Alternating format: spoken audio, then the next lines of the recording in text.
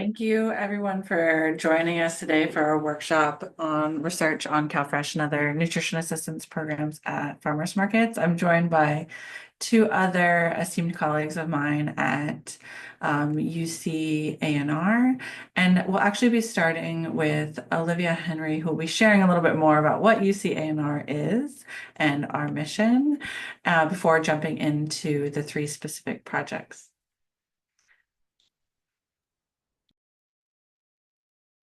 Sure. Next slide, please. So we all work for the University of California Ag and Natural Resources Division. The mission of ANR is to bring UC information and practices to local communities to improve lives and livelihoods. Next slide, please.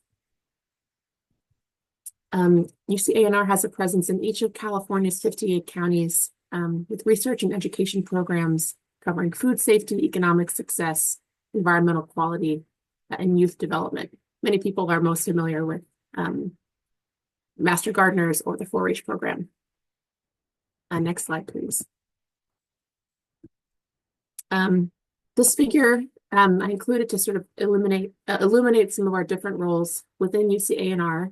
I'm one of 150 county-based advisors who conduct research in local communities. Dr. Nguyen is at UC Davis. She's a campus-based specialist carrying out research and extension work. Samantha is part of the Nutrition Policy Institute, one of 13 statewide programs and institutes that conducts and translates policy-relevant research to transform environments for healthy children, families, and communities.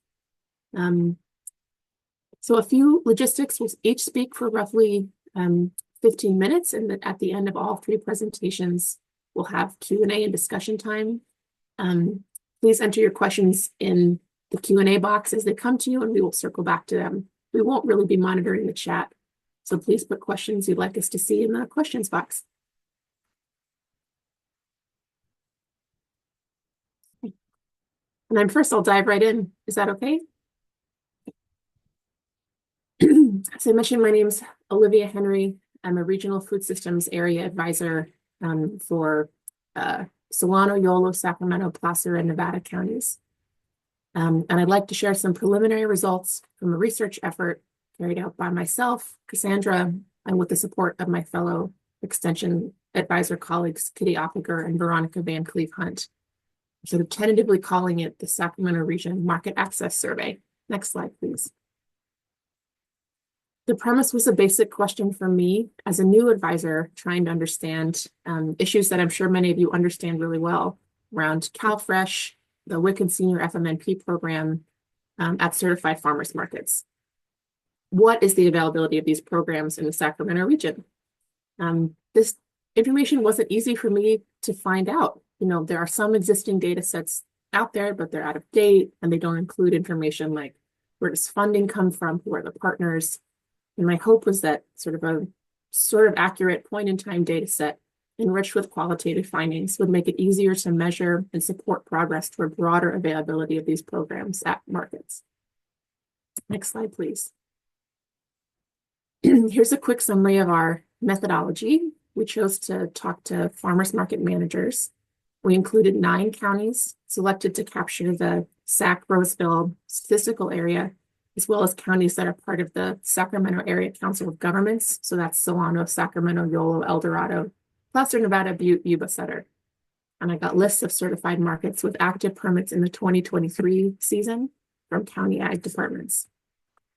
And we drafted a survey based on the literature and similar survey efforts, including from the USDA National Farmers Market Manager Survey. We reviewed and tested the survey with experts in the field. And from there, I called up so many managers and asked them these survey questions and entered the results in Qualtrics. And of the 72 possible markets in the sample, I collected responses from 59 of them. After doing the survey, I followed up with a smaller sample of market managers to conduct interviews, which were later coded thematically by myself, Kitty, and Veronica. Next slide, please. So what did we find? These are preliminary results, and just a reminder that they are exclusively sort of focused on the Sacramento region. So across our region, we learned that participation in some kind of nutrition assistance program was pretty common.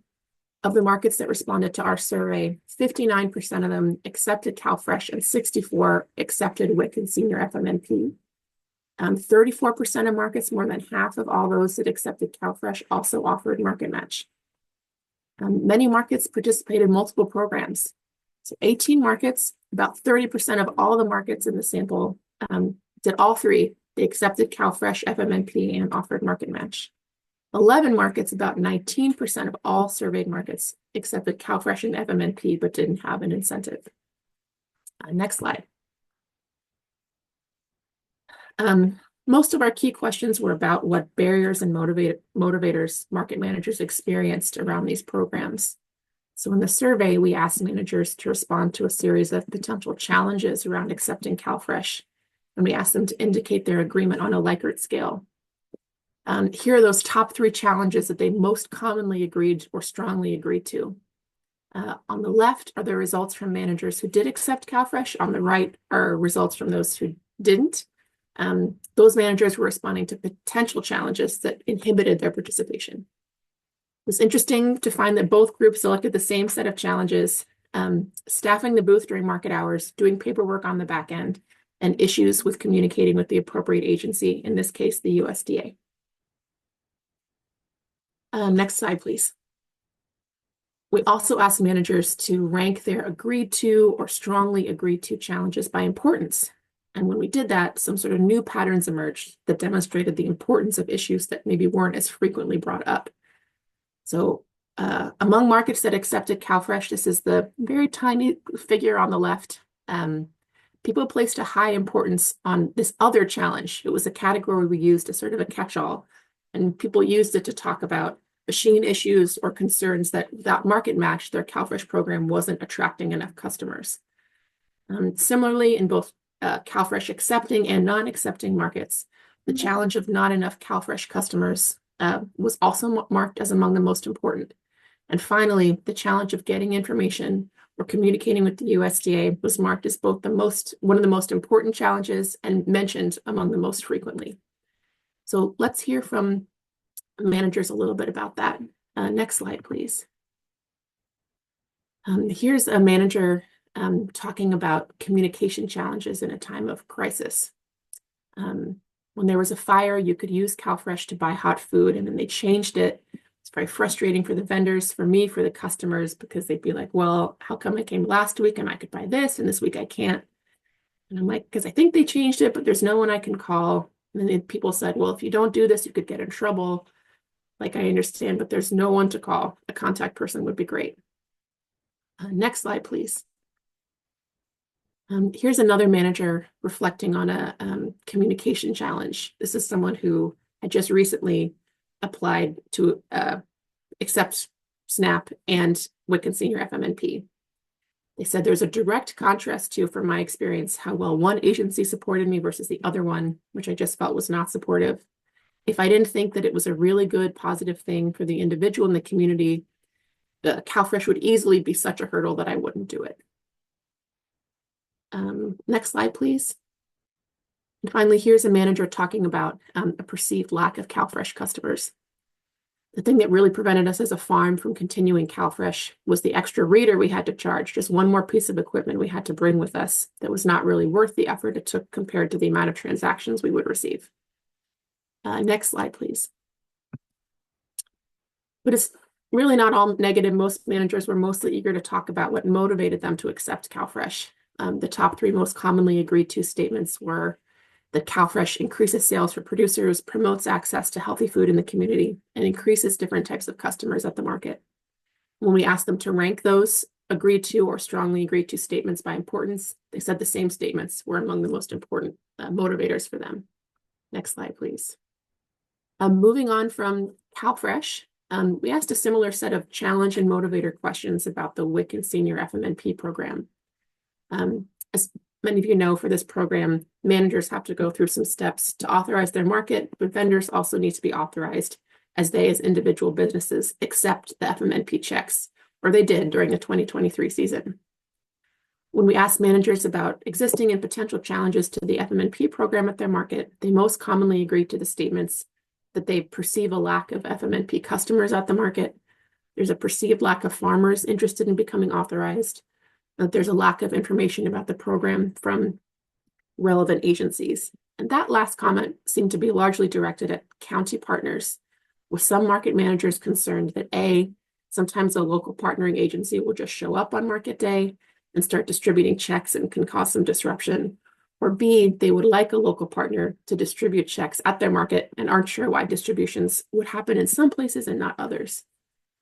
When we asked managers to rank challenges by importance, some new challenges arose as being important. They said difficulty or confusion about depositing checks at the bank. Becoming authorized was difficult, and again, a perceived lack of customers. And just to note, some of these challenges with the paper checks are going to go away as the FMNP program goes digital in 2025. So let's hear from some of the managers about their FMNP challenges. Next slide, please. Here's a manager after describing a negative encounter because of an unexpected check distribution. If someone had just told me that the WIC staff was going to distribute that day, we could have resolved the conflict. Agency staff should let us know and coordinate with us. Next slide. Here's a manager reflecting on a drop in farmers' interest after a rule change that required them to deposit checks at the bank themselves. This seems to be potentially connected to concerns about sort of being at the bank as well. And just to note, some of these challenges with the paper checks, again, will change. Next slide, please. And here's what managers said about what motivates them to participate in WIC and senior FMNP. Again, like CalFresh, they said that the program promotes access to healthy food in the community, increases sales for producers, and increases different types of customers. And their importance rankings were very similar as well. Next slide, please. Moving away from challenges and motivators, I was really interested in the characteristics of markets themselves and whether that was associated with program availability. We found that among markets that accept CalFresh, 80% are operated by nonprofits, 14% by certified producers, and 6% by a government entity. This is out of step with the general distribution of operator types in our sample.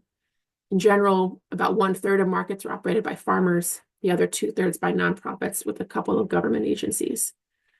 And that gap widens significantly when you look at which markets participate in nutrition incentives, such as Market Match. 90% of accepting markets are operated by nonprofits and only 5% by certified producers and 5% by government agencies. But for markets that accept WIC and senior FMNP, that operator distribution is much more in line with the general sample. Next slide, please. We also asked managers that operate one versus multiple markets. People or organizations that manage multiple markets are slightly more likely than those operating single markets to accept CalFresh and FMNP and to offer an incentive like Market Match. Next slide, please. I was also curious about how markets were paying for the cost of accepting CalFresh, such as, accepting CalFresh, you need staffing and you need materials. Just under half of markets reported that they exclusively self-funded their CalFresh acceptance, meaning that the market or its sponsor paid for staffing or organized volunteers and paid for materials like tokens. Around 25% of markets reported they exclusively used external resources to pay for CalFresh acceptance, usually meaning that a partner nonprofit handled all of their redemption, staffing, and materials. The other roughly 25% of markets used a mixture of internal and external funding. Notably, about 1/3 of respondents said that a third-party organization staffed their distribution table. Next slide, please. These findings are preliminary, and we have a bit more number crunching to do, but we hope to publish the results maybe this summer. I have a few ideas about where this research could go. Would love to hear your thoughts as well. More than 1/3 of certified farmers markets in this region don't currently accept CalFresh, with markets run by farmers overrepresented in that category. Some of the farmer managers I spoke with weren't aware of how to approach becoming CalFresh authorized, and they weren't always aware of the FMNP program at all. Next slide, please. So one route would be finding points of connection with certified producers, operating markets, and offer information or resources that they might be looking for, including details on how other managers run CalFresh on their own, or what the terms are for an agreement with a nonprofit partner. What's the fee structure to work with them? Shining a light on how those relationships work, we found half of markets use external resources to fund their CalFresh acceptance. Could potentially be useful. Next slide, please. Well, next slide, please. Second, understanding that increased sales for producers are such a strong motivator for participating markets might be helpful to create some fact sheets with examples of how much income markets of certain sizes and in certain places are receiving from CalFresh and FMNP. Could easily be communicated what a county's annual WIC or senior FMNP benefit distribution amount is, just to give managers a sense of how much could be available. Next slide. And finally, while it wasn't mentioned very often, and it didn't ever rise as the most important challenge, the issue of employees of nonprofits providing their personal Social Security numbers on the SNAP application was brought up enough to merit some attention. Employees of nonprofits that sponsored markets felt especially anxious about taking on what they perceived to be personal liability on behalf of their organization, and they talked about that in interviews. Last year, USDA representative confirmed to me that for 501c3s, you do not have to provide a personal social on the application. Other tax-exempt orgs like 501c5s or 501c6s don't have that exemption. But this information could potentially save an organization a lot of drama and stress. So I'd like to, maybe in partnership with the Farmers Market Advocacy Organization, develop some public-facing guidance about entity types and Social Security numbers when it comes to applying for SNAP. Next slide, please. Those are some examples from market managers talking about this issue with their Social Security numbers. Next slide. Next slide. I'm going to wrap up because I'm over time. Thank you so much. If you have any questions for me, I'll be here through the end. Thank you, Olivia. And as a reminder for the folks that have joined us since we began, I want to just highlight that we have access to a chat if you have any comments or issues with the webinar platform. But if you do have any questions for any of the panelists today, I ask that you use the Q&A box. That way we would be able to respond to those at the end of our presentation today.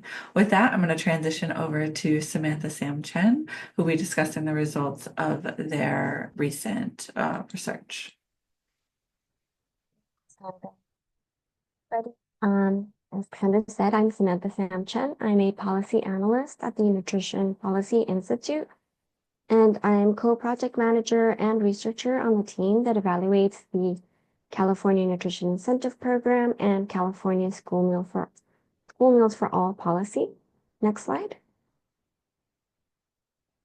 Here's an outline of what I will be covering today. First, I'm going to share a brief overview of the Nutrition Policy Institute and the California Nutrition Incentive Program, which I will be referring to as CNIP for the rest of the presentation. Then I will share select findings from our 2018 and 2022 CNIP evaluations, both of which helped to inform our most recent evaluation in 2024, which included a text message intervention designed to promote CNIP. Next slide. The Nutrition Policy Institute is part of the University of California's Agriculture and Natural Resources Division. Our mission is to conduct and translate research that informs nutrition policy and programs. Next slide, please.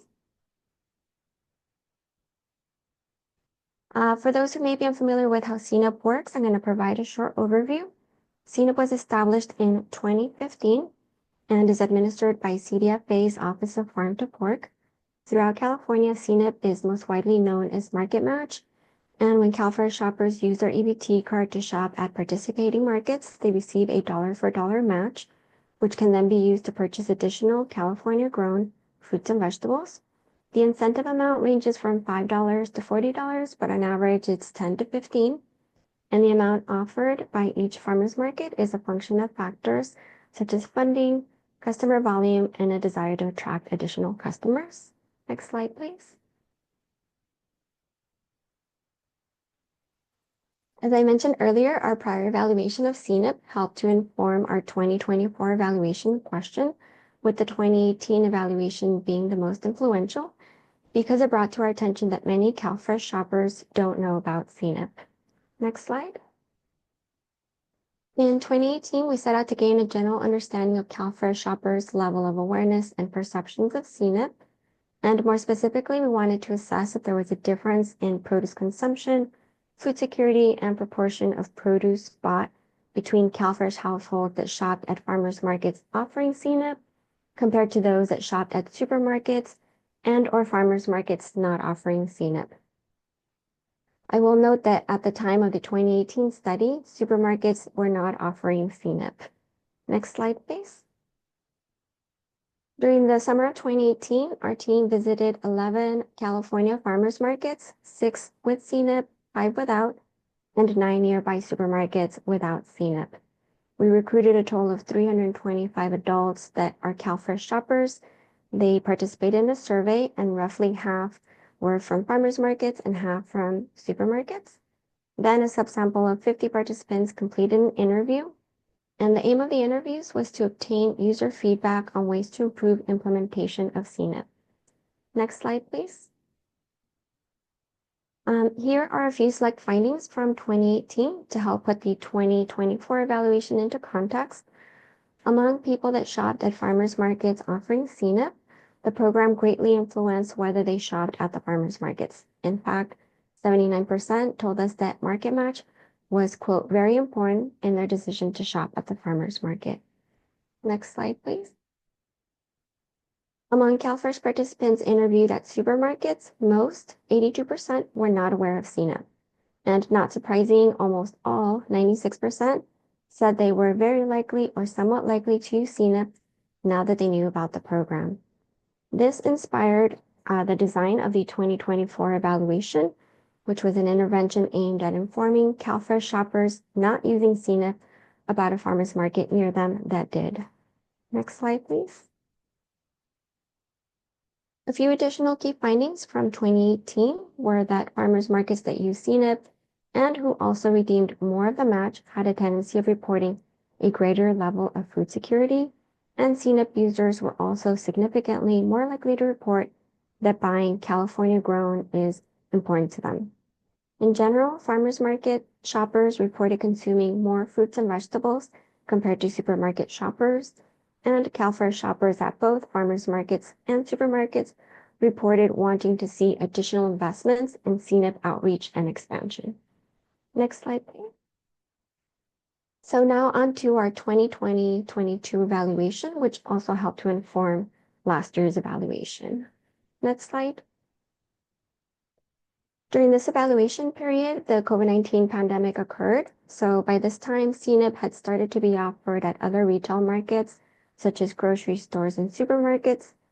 And in addition, to address food security challenges that arose during the COVID-19 pandemic, CDFA acquired funding from GovSNP COVID Relief and Response Grant Program. Considering these developments, we again assessed CNIP's impact on CalFresh shoppers, fruit and vegetable intake, and household food security. But we were also interested in assessing the impact of the one-time grant that allowed select farmers markets implementing CNIP to increase the match from $10 to $15. For this evaluation, we conducted interviews with both CalFresh shoppers, but also farmers and vendors. And the aim of speaking with farmers and vendors was to assess their experiences with CNIP, the program's effect on their sales, and their perceptions of how the increased maximum incentive affected CalFresh shoppers' behaviors. Next slide. First, I want to highlight findings from our interviews with 43 CalFresh shoppers using CNIP at farmers markets and supermarkets. The overarching theme of these findings is that CNIP influenced the types and quantity of fruits and vegetables the participants purchased. Several participants reported overwhelmingly positive experiences with CNIP. Second, many reported buying more fruits and vegetables because of the CNIP program. And third, they reported purchasing more California grown and organic fruits and vegetables and a greater variety of produce because of CNIP. Next slide, please. From our interviews with farmers and vendors at farmers markets that received the relief funds, we had 2 key findings and 2 sub-findings. First is that all farmers and vendors reported being satisfied with the program. with a majority citing increased customer base and sales as an overall perceived benefit of CNIP and the temporary incentive increase. Related to this finding is that although there was high satisfaction with CNIP, many of the farmers and vendors did recommend increasing outreach and promotion to improve the program's reach. The second key finding is that they perceived CNIP as being a positive program for shoppers, growers, and the community, and they echoed what participants had been telling us, that the program helps shoppers buy a greater variety of fruits and vegetables, as well as try new items. Next slide, please. Finally, here are the preliminary findings for 2024 evaluation. Next slide. The aim of last year's evaluation was to answer the following questions. What impact does an outreach text messaging campaign have on CalFresh participants' use of CNIP? And what impact did the program have on CalFresh shoppers' intake, food, and nutrition security levels? On the right is an example of the text message the intervention group received. They received the message once a week for 5 weeks, and they were sent messages like this one that informed or reminded them of the name, time, and date their local farmers market operates.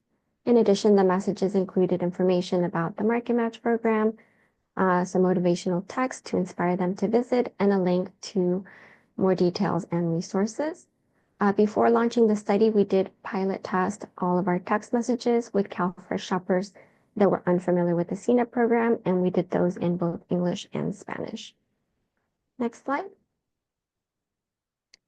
The study design was a randomized controlled trial consisting of a text message intervention. The 24 evaluation was a small-scale demonstration pilot testing the feasibility of scaling the intervention up to a sample size of 500 to 600 participants statewide. For the pilot, we collected participant data in English and Spanish using a baseline survey, a follow-up survey, and follow-up interviews with those that were assigned to the intervention group, and that completed a follow-up interview. In total, we interviewed, and an important eligibility criteria was that participants had to be non-CNIP users, meaning that they had not used CNIP in the last 12 months. Next slide, please.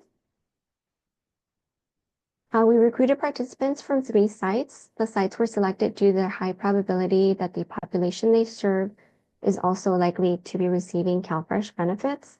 One site was a federally qualified health center, and the other 2 were Head Start centers. All were located in the San Francisco Bay Area, and recruitment and data collection took place over the summer months. We enrolled and administered a total of 83 participants for the baseline survey. And of those, 73% took the follow-up survey. And we interviewed 14 people in English and Spanish, and they were selected from among those that completed the follow-up survey and were assigned to the intervention. Next slide, please. We're still cleaning and analyzing the baseline and follow-up survey results. So today I'm only going to present results from the shopper interviews. I do want to highlight that we do have a small sample size of 14. However, we reached saturation, meaning that no new themes came up by the time we got to the 14th interview. Here's an overview of the characteristics of the CalFresh shoppers we interviewed. 57% visited the farmers market at least one time. However, of these 8 participants, only 1 successfully used the Market Match program, and that was only during 1 of their 2 visits. 79% of the sample was female, 86% was Hispanic Latino, and 64% of interviews were conducted in Spanish.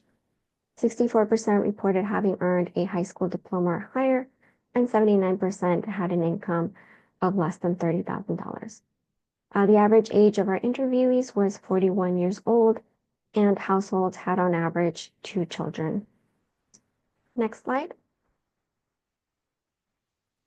Although preliminary, the key findings that are emerging from our analysis of the interviews are not quite what we expected. Our expectation was that the information we provided in the text meant that anyone that made it to the farmers market would in fact be able to successfully use CNIP, which is why the team was very surprised to learn that Of those that made it to the farmers market, almost none used their CalFresh EBT card and by default CNIP or market match. Participants cited not knowing they could use their CalFresh EBT card at the farmers market as a primary reason, despite the text messages including this information. This does help to explain why half reported using cash to pay for the fruits and vegetables they purchased at the farmers market. And another unexpected finding is that participants did not actually go back and reference the content of the text messages or the How It Works link to access more information about the program. Next slide, please. Some unexpected barriers to program utilization were lack of awareness regarding the acceptance of CalFresh EBT and insufficient EBT funds on their card on market day. Barriers that we were aware of and expected that also came up in this study was lack of transportation and childcare, distance to the farmers market, and time of day the farmers market operates. Here are two quotes illustrating some of those barriers. I won't read those quotes just to not go over time, but I do also want to point out that an additional and important barrier to utilization is that some participants reported being busy when the text messages arrived or not really paying attention to them, which then we think prevented them from being able to fully absorb and take in the content of the text messages, which could have led to the low use of the program. Next slide, please. There were, however, several encouraging findings. For example, several participants talked about the freshness, quality, and affordability of the fruits and vegetables purchased at farmers markets, as well as the desire to support farmers markets. And here are two quotes related to those two themes regarding quality and price and freshness and support for farmers. Next slide, please. Other benefits of shopping at farmers markets were community and experience, as illustrated by the two quotes on the left. And also, once again, the most resounding theme across most of the interviews was freshness, quality, and price of the fruits and vegetables that shoppers are able to find at farmers markets. Next slide, please. To wrap up, here's a summary of what we've learned. So in 2018 and 2022, we learned that among CalFresh participants that use CNIP, we do see lower levels of reported food insecurity, consumption of a greater variety of fruits and vegetables, and consistently high praise and appreciation of CNIP.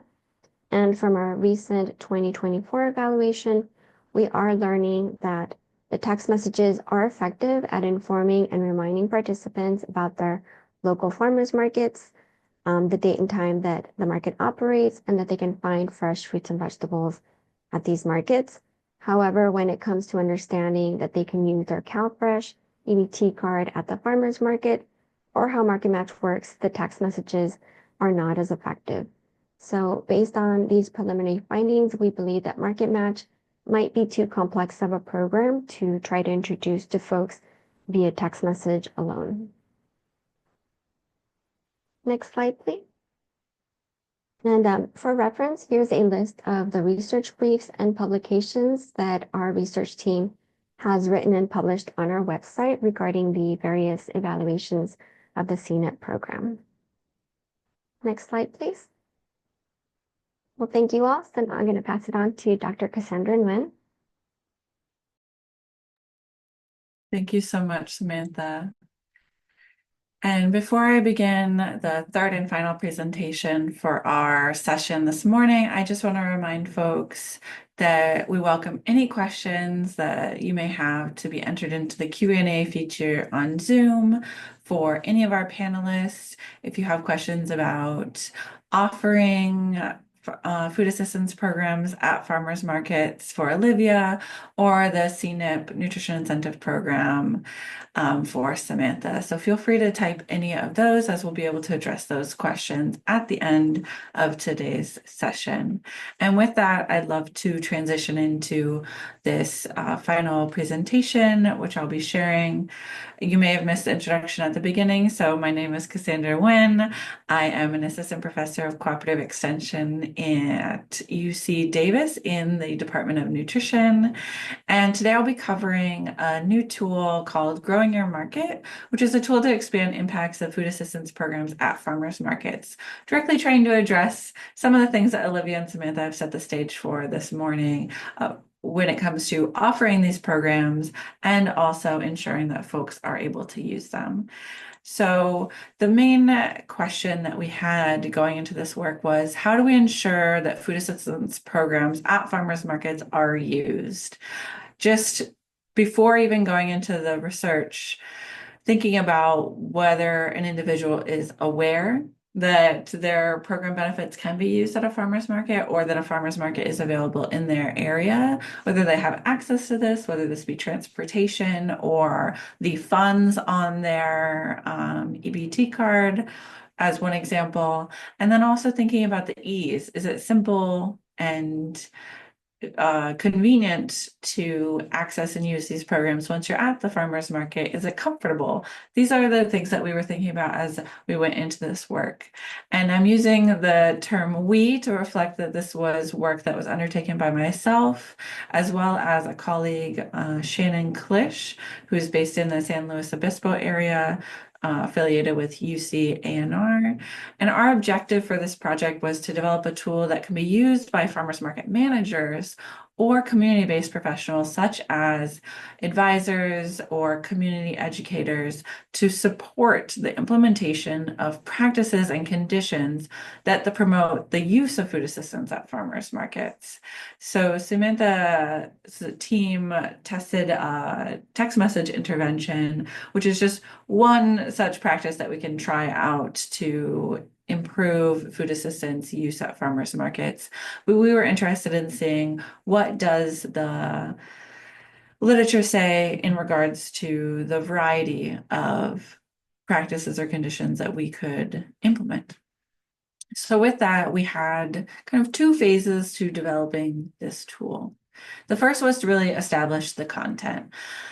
Shannon, myself, and a small research team went through the literature, screened several thousand possible relevant studies, and resulted in 86 peer-reviewed research articles that we extracted information from to identify items to incorporate into this checklist tool.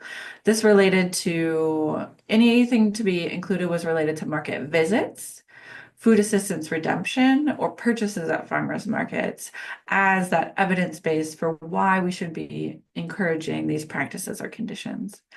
We then edited this checklist based on feedback from 11 experts, and these were external experts that had experience with farmers markets or food assistance and were able to review the checklist items to ensure that we had covered all of the possible areas that would be relevant to our objective, as well as provided feedback on the wording and precision of these items, and whether ultimately our draft of the tool would be useful and provide meaningful information to farmers markets as they consider how to optimize and grow their market in the food assistance space. With that, we had a draft of the tool that we then evaluated for feasibility. We piloted this checklist tool with representatives that were associated with 6 different markets, and this pilot involved an online Zoom meeting similar to this, where the farmers market representative spoke with the research team member and went through the process of filling out this checklist, providing feedback as to why they elected to respond the way that they did, any feedback they had regarding the clarity, as well as whether or not they perceived the information that they would glean from this as being useful. And one initial piece of feedback that we received that was really positive was simply that one of the individuals that participated in the pilot really wanted to see the final results of their checklist and wanted to receive a copy of this, which was a testament to the utility of that kind of information that they could be using to optimize their farmers market for individuals using food assistance. And we used that feedback to finalize the checklist from our pilot respondents to ensure that we could have the tool be as clear and useful as possible. So our resulting tool is called Growing Your Market, a checklist to improve food assistance program use. And we have 7 primary sections here.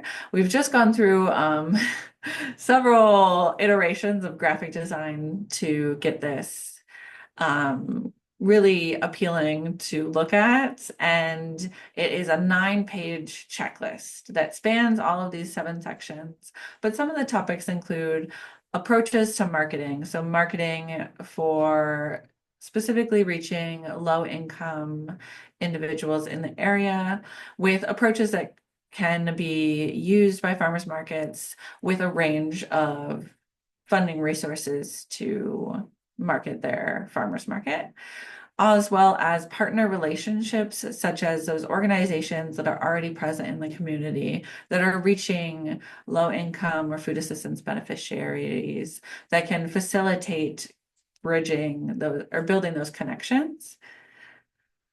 As examples, this would include local WIC clinics or health and human services departments, as well as training practices. So practices for training farmers market vendors as it relates to accepting food assistance. So they are confident and comfortable accepting benefits as well as sharing information with potential shoppers, as well as local resources, ensuring that, for example, public transit or access to other related resources that individuals might be interested in, such as public libraries or supplemental grocery retailers, are accessible to shoppers when they're visiting farmers markets.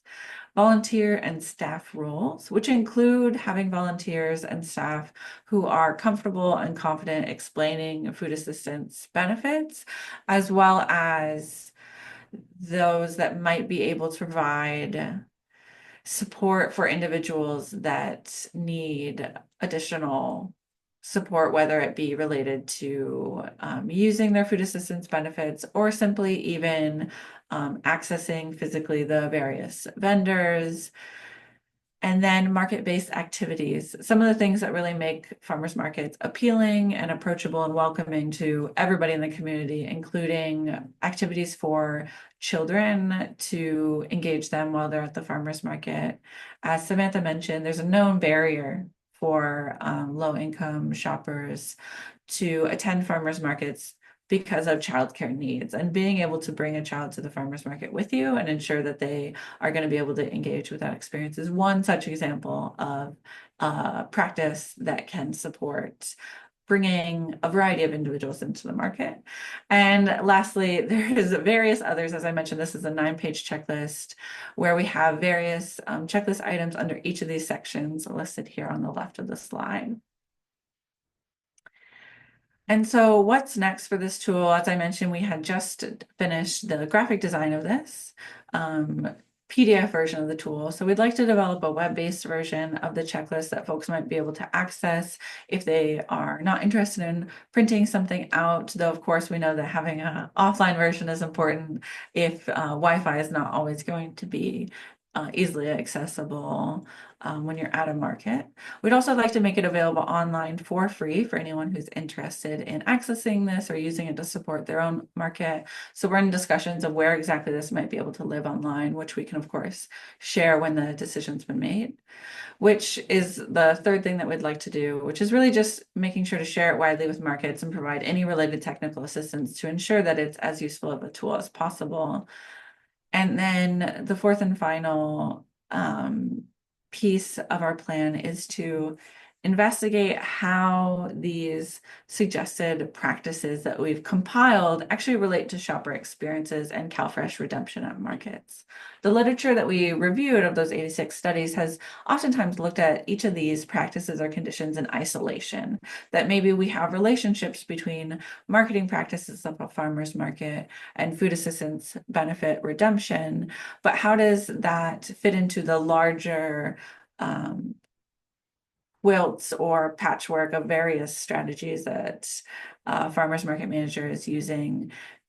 Are they really adding together to support increased use of the farmers market, specifically looking at CalFresh redemption? And with that, we can transition out into our question and discussion section of today's workshop. As I mentioned, we have a Q&A box for folks to ask any questions of any of our panelists. And I have that box open here, but I'm also going to go ahead and stop sharing so that it's just the panelists here that you should be able to see.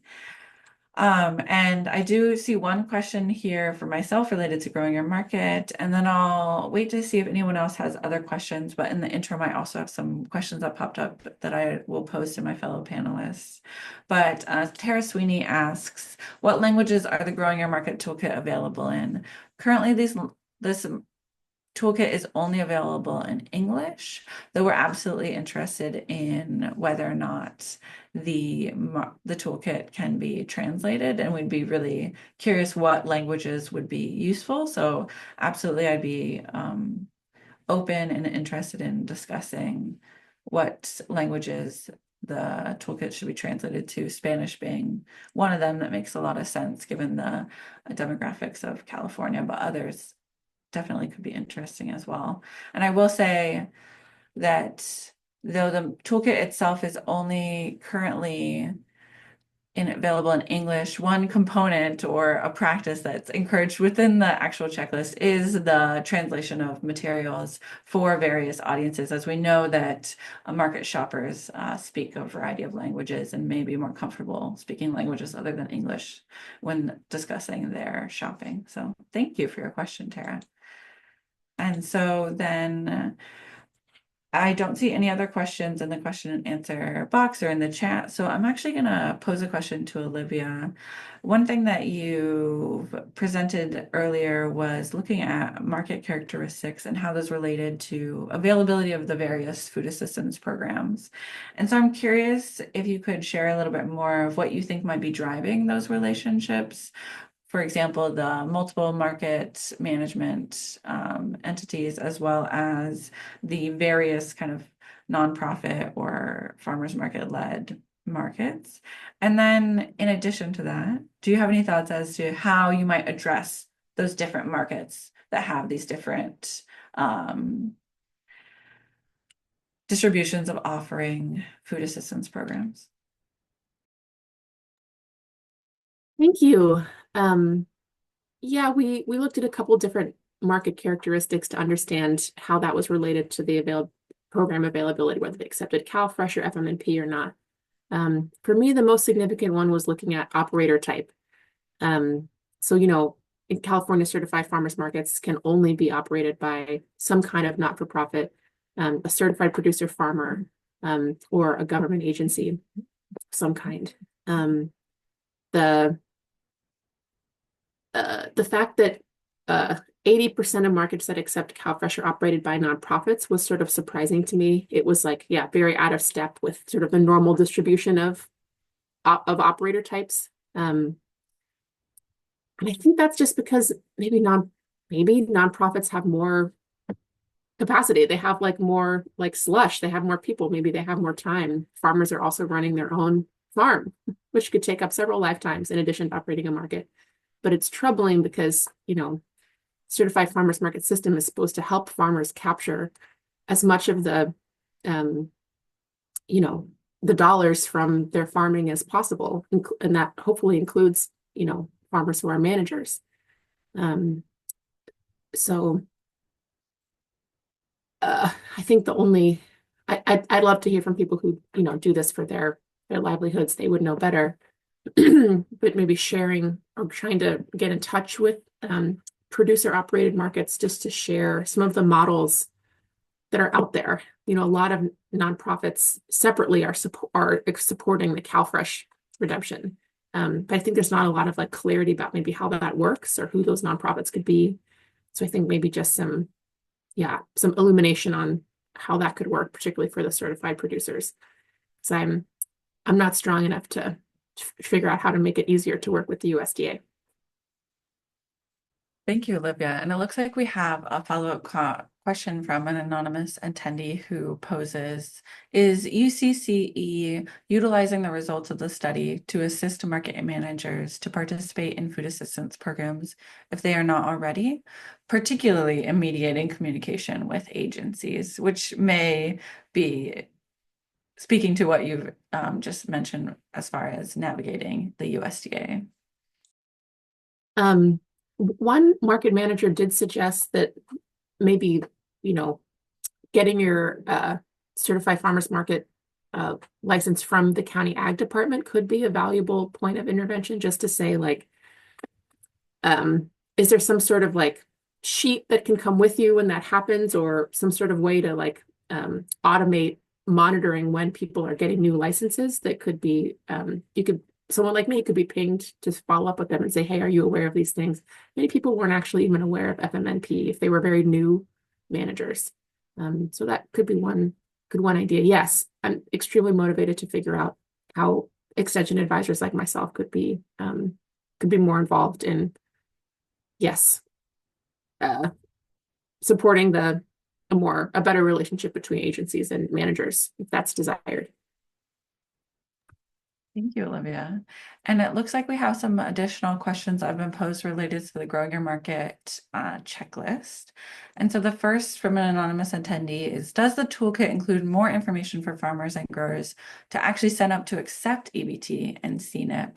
And the toolkit itself in those 9 pages, unfortunately, does not. I think it would have to be substantially longer to be able to cover the actual process. That being said, the vision for how this checklist might be useful is that it could serve as a resource for CalFresh Healthy Living implementing professionals in your community to identify where you might want support and be able to serve as those connectors, as Olivia mentioned, for those local organizations or nonprofits that can provide that specific support. I think one of the best resources that UC ANR has is our county-based professionals who really are kind of experts in the ongoings of their county and are available to create connections where they might be needed. And so that's the ideal for how this toolkit might be used. Though, of course, I think that farmers market managers themselves can also use the tool and checklist to self-assess as well. And then it looks like Samantha is going to provide some additional resources and thoughts related to that question as well. So thank you, Samantha. And then we do have feedback provided by Kara May with the Napa Farmers Market, who's shared that they found a lot of success in getting the word out about CalFresh and Market Match to CalFresh clients and customers through the local county health and human services agency CalFresh staff. And the question related to the toolkit is, do you include any recommendations on working with those agencies? And the short answer is yes, definitely we do. And that is one example of the many local agencies who might be able to provide similar supports. As I mentioned, one other example in my presentation was WIC offices, as well as Cooperative Extension, who is going to be able to make connections specifically to the local county-based orgs that may not be in every county, but are in your county, as well as some healthcare clinics. I know that Samantha mentioned that the Federally Qualified Health Center was one of their partners, as well as any other kind of social services offices. We have a variety of other examples. Unfortunately, I can't go through all of them in the toolkit, and I apologize for not being able to share a link just at the end of today's workshop to be able to allow you to peruse it. But when it is available, I will definitely be able to share it, which is the question that Hester Parker has posed is, when will it be made available, or is it available already? Where can we find it? I'd hope that it will be available in the coming months as we identify online location for it to live long term. So I don't just share a link that maybe is not sustained long term. So I'll be able to share that. And I know that we should be able to share those resources as well as any other important information after the fact with workshop attendees. So thank you. And I think Yaritza Torres from the City of Dallas has asked what the best method to follow for updates is. And as I shared specifically for this workshop, I think we'll be able to share a follow-up email, and we should be able to share links for, as Samantha noted, there's the newsletter from NPI, which is a great resource to stay abreast of relevant work in this area. And I can also make sure to share via email updates on the toolkit when it finds its online home for folks. So thank you. I just wanted to mention, Kara May, I think we have a lot to learn from your wonderful market about what you do, because that I knew that was possible, but I didn't encounter any markets who talked about that kind of relationship with the with their CalFresh Healthy Living staff. So maybe I would love to, yeah, be a student. Teach me the wonderful things that you do. Hopefully we can be in touch another time. Awesome. And so I want to go ahead and actually pose a question to Samantha related to your CNIP work. And as you shared, your text message intervention really had some unexpected findings. And you alluded to the possibility that the process for shoppers and getting familiar with using their CalFresh benefits and signing up for nutrition incentive programs might be too complicated to address in a simple text message or with a link to a video. Are there any plans currently for other approaches you might want to test in a similar kind of study, or are there other ideas that you have that you might want to explore in the future in other ways as well? Thanks for that question, Cassandra. Yeah, so they mentioned we are just still in the preliminary analysis phase, but a bit of background for folks. So as I mentioned, we did pilot test the 5 text messages that we ended up using for the intervention, and we pilot tested the messages at a food bank and at a nearby grocery store. We did both English and Spanish pilot testing, and we were very confident that our text messages were going to be able to provide enough information. And I think we're limited to, like, I don't remember, but something like 220 characters per se. That the content that was in there was going to be enough to let folks know that CalFresh is accepted, what the market match program is, that it's a dollar for dollar match. And then most importantly, we added, due to the pilot testing, the link to here's a video to see how it works and an FAQ. And from the pilot testing, I think we had about 10 folks that we pilot tested with.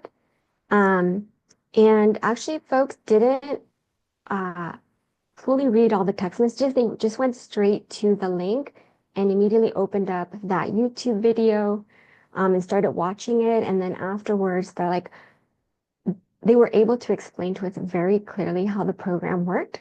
So that's why we walked away going, okay, the content we provided is enough to introduce people to the program and for them to effectively be able to go and use it on their own with this text message alone. In retrospect, one thing we realized, and based on feedback from the interviews, is that when we were pilot testing, we were there standing in front of the person. They were seated, they were looking at their phone, they were not in the middle of work, in the middle of picking up their children from school, in the middle of cooking dinner, all kinds of scenarios that people run into when they receive a text message. And so I think that was the disconnect, that when we pilot tested, folks were completely dedicated to that process, whereas when we sent the text messages different times of day, days of weeks, they weren't quite in that optimal setting to like take in the content. And so that's why we say, like, we don't think that the text message is actually the way to tell folks about the program. But it was successful in getting folks to the market because of the 14 people that we spoke to, most of them did make it out there. The other thing, oh shoot, it slipped my mind that I was going to say, but yeah, so for future evaluations, we're thinking that maybe, oh, I remember. So when I was conducting the interviews, as these themes kept coming up, one thing that I started doing was then reading them that first text message and then asking them to like give me a summary, or if they were to explain the program to somebody, what would they say? And because we were on the phone, not interrupted necessarily, they were able to, when I read them the text message, so they weren't even reading it themselves, so they were just listening to it, they were able to take in and understand how the program worked, where they needed to go.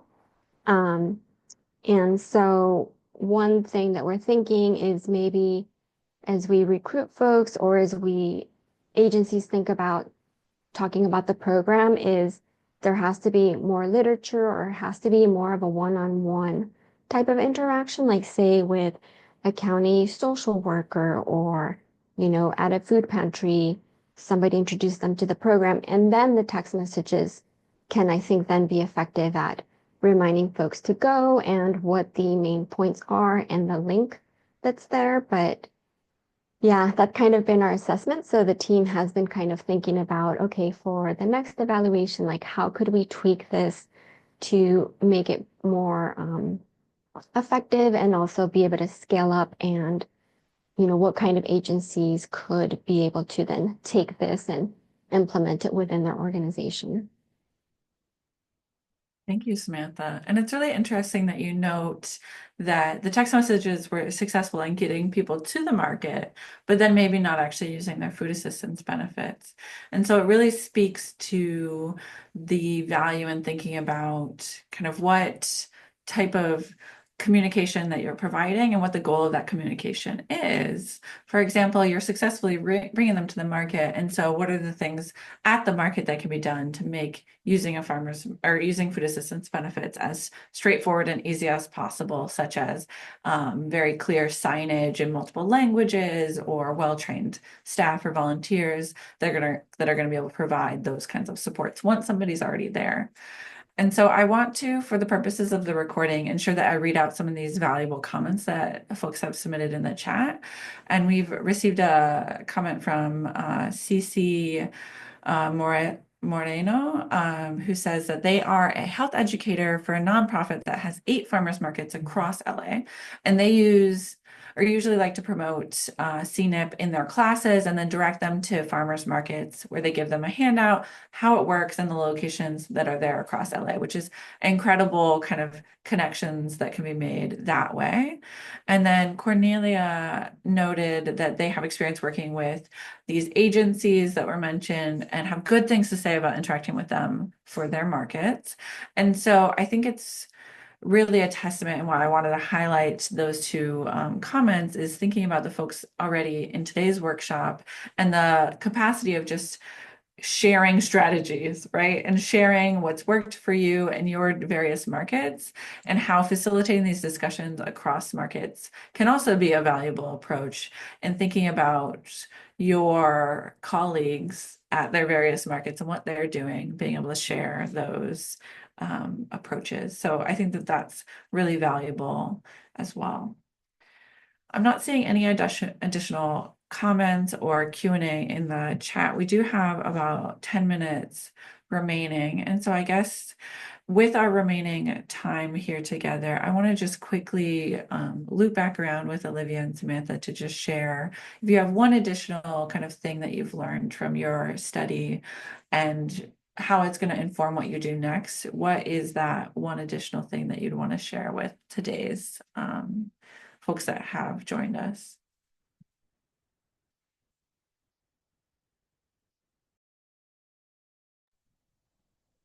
I can go first, and a lot of it is just already kind of what I covered in your last question. My response to your last question is, yeah, one thing we're looking into is, and actually this was in response to one of the questions that came up earlier. I think it was from Rebecca Ozeron, that, yeah, we did not set out to assess how farmers markets or operators were advertising that EBT is accepted or that they offer market match. But again, that was also another evaluation question that we are entertaining is, trying to, and I think that alludes to kind of the tool that you were talking about, where just trying to assess how the different markets are promoting the program, not externally, but once people get to the market, because that's, I think, where our disconnect and kind of blind spot really came up, was that we got the folks to the market,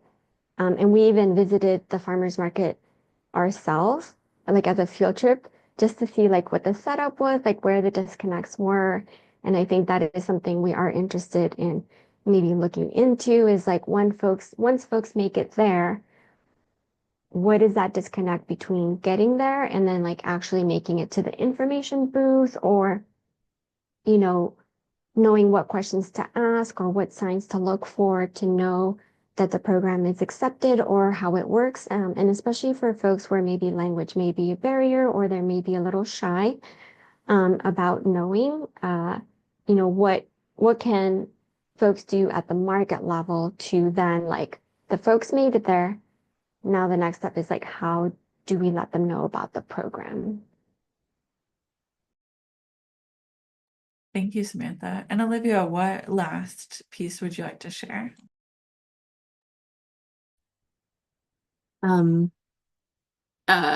At the end of my presentation, I was going to mention a little bit more in depth about this challenge about employees of nonprofits. We found this. We found so many more nonprofit operated farmers markets are accepting CalFresh, and I think that obviously leads sort of a focus for my extension work to be sort of producer operated markets, to support managers who might be interested in participating in these programs and accepting these benefits.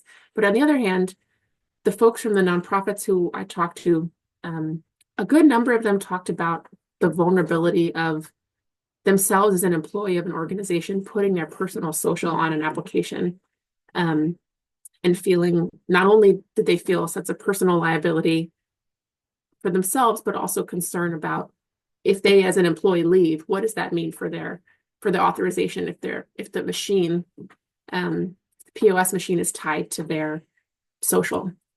So trying to provide some clarity for those folks at nonprofits, I think could be a takeaway of this extension work. So just the big reflection is, like, these two operator types are having some unique challenges particularly with accepting CalFresh.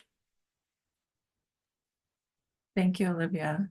And we did have 2 additional comments in the chat that, again, for the purposes of the recording, I want to make sure to read out. Rebecca Ozeran says, thanks for discussing further. The clarity of signage and advertising for CalFresh/EBT acceptance is something they'll be looking at the next time they go to the local farmers market. And then we also have a comment from,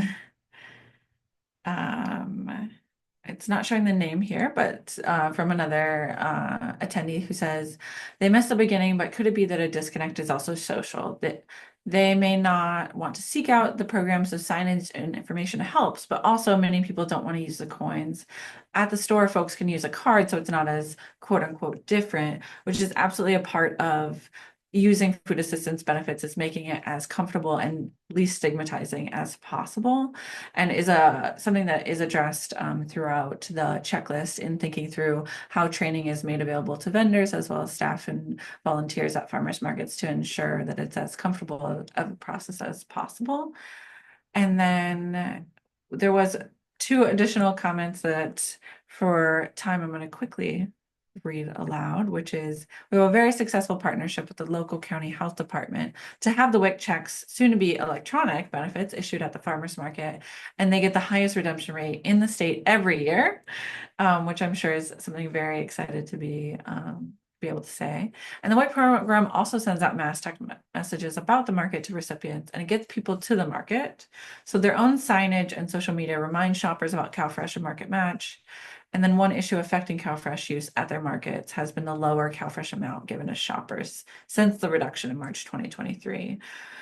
So it sounds like you're doing everything that you can that's within your control, which is great to hear. And then Eric with Avenue 33 Farm says they're a producer and operate a farm stand that does CNIP, and they're happy to connect about their experience. So it's a huge amount of work and took years to get together, which I can imagine that you're doing a lot of things. So connecting you with folks that can help lift some of that work is definitely worth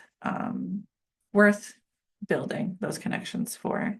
So, and as we wrap up, I just want to thank my fellow panelists for their time, as well as the attendees who have been able to join us today virtually. Thank you so much for your engagement. It's been really inspiring to hear about various farmers and market managers' approaches to this work.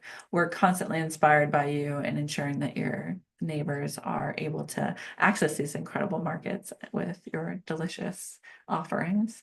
And so with that, I think that we can probably close out our session now and just send a big thank you. We'll be able to share all of the resources related to the slides and everything via email. Thank you so much. Thank you to all the panelists and to everyone who participated. Special shout out to Eric from Avenue 33. If you can connect with him, he's great. And yeah, there's many more workshops to come. So we'll see you there. Have a good one.